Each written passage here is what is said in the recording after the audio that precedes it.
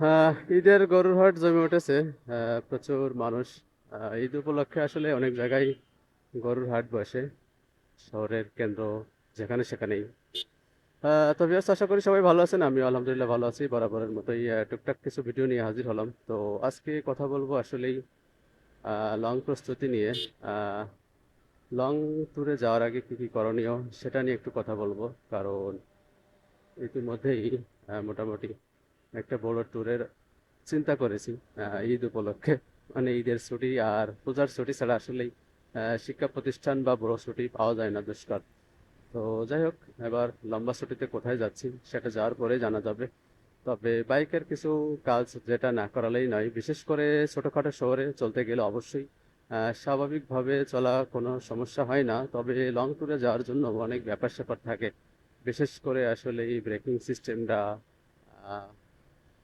Mobil চেঞ্জের ব্যাপার। এছাড়া আরও অনেক কিছু আছে যেগুলো আসলেই প্র্যাকটিক্যালে দেখানোর চেষ্টা করব। তো আমার বাইকের বয়স প্রায় 2 বছর হয়ে গেল, সামনের জুন মাসেই 2 বছর হয়ে যাবে। তো 2 বছরের ভিতরে আসলে বাইকে কী কী চেঞ্জ করা হয়েছে এক কথায় একটু বলি। আর কি কি চেঞ্জ করতে হবে আমি সেগুলো একটু জানানোর চেষ্টা করব। সাথেই থাকুন। যারা নতুন বাইক বা ভার্সন 2 কিনেছেন বা ব্যবহার করতেছেন তাদের জন্য উপকারে লাগবে। তো ভার্সন 2 আসলেই অসাধারণ একটা বাইক। যারা ভাবতেছেন ভার্সন 2 নেবেন তাদের জন্য অবশ্যই শুভকামনা রইল, কারণ ভার্সন 2তে শুধুমাত্র দুইটা প্রবলেম ছাড়া আমার কাছে কোনো প্রবলেম নেই। কারণ প্রত্যেকটা বাইকেই প্রবলেম থাকে, সেগুলো আসলেই বরাবরের মতোই আসলে সব বাইকে কমপ্লিটলি কোনো কিছুই আসলেই রেডি থাকে না। কিছু না কিছু সমস্যা, মেজর প্রবলেম না থাকলেও কিছু না কিছু ত্রুটি থেকে যায়। তো সেটাই মেন প্রবলেম হলো আমার বাইকের সিট প্রবলেম, যেটা ডাবল সিট। তো ডাবল সিটের ব্যাপারটা নর্মালি আসলে ফ্যামিলির জন্য একেবারেই দুষ্কর, বিশেষ করে যারা লং ড্রাইভে চলে তাদের জন্য ডাবল সিট আসলেই, ডাবল বা উঁচু সিটটা, যেটা খুবই সমস্যা যাদের ফ্যামিলি আছে। তবে ইয়াং ছেলেপেলে বা যাদের গার্লফ্রেন্ড আছে বলতে গেলে, তাদের জন্য আসলে কোনো ব্যাপারই না। তো আমি হাইওয়ে থেকে চলে যাচ্ছি ভিতরের রাস্তায়, কারণ একটু শর্টকাটে যাওয়ার চেষ্টা করতেছি গ্রামের ভিতরে। আহ, তো মেন প্রবলেম বলছিলাম দুইটা। একটা হলো সিটের প্রবলেম, দ্বিতীয়ত হলো আসলে শব্দটা। তো শব্দটা আসলে আমার কাছে অতটা ভালো লাগে না।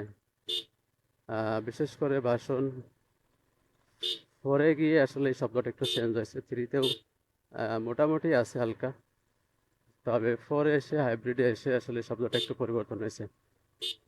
এই ছিল আমার কাছে মেন দুটো প্রবলেম, যে দুটো প্রবলেম আসলে আমার কাছে খুবই খারাপ লাগে।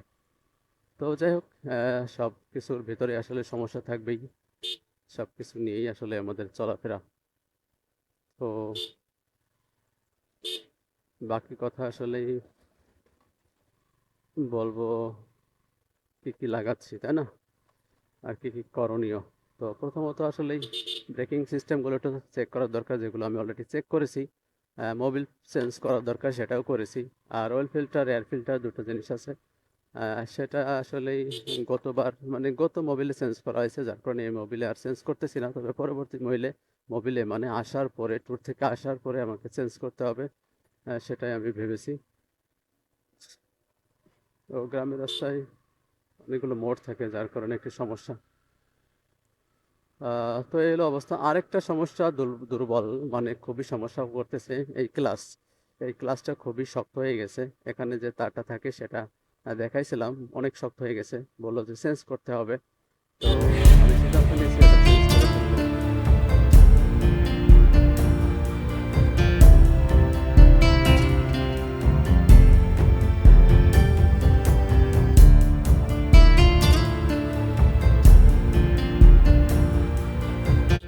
তো লং প্রস্তুতির আগে অবশ্যই আপনাদেরকে সব কিছু দেখে নিতে হবে।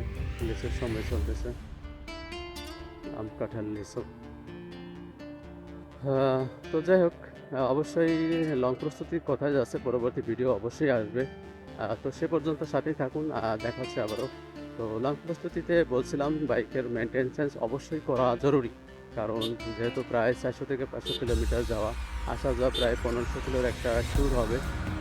যাওয়ার আগে মোবিল চেঞ্জ, আসার পরে মোবিল চেঞ্জ বা মাঝে অনেকে চেঞ্জ করে। তারপর আরেকটা জিনিস, চেইনের যে একটা লুব্রিকেন্টস আছে যেটা আমি ভাবছি নিব, কারণ ধুলাবালি অনেক লাগে।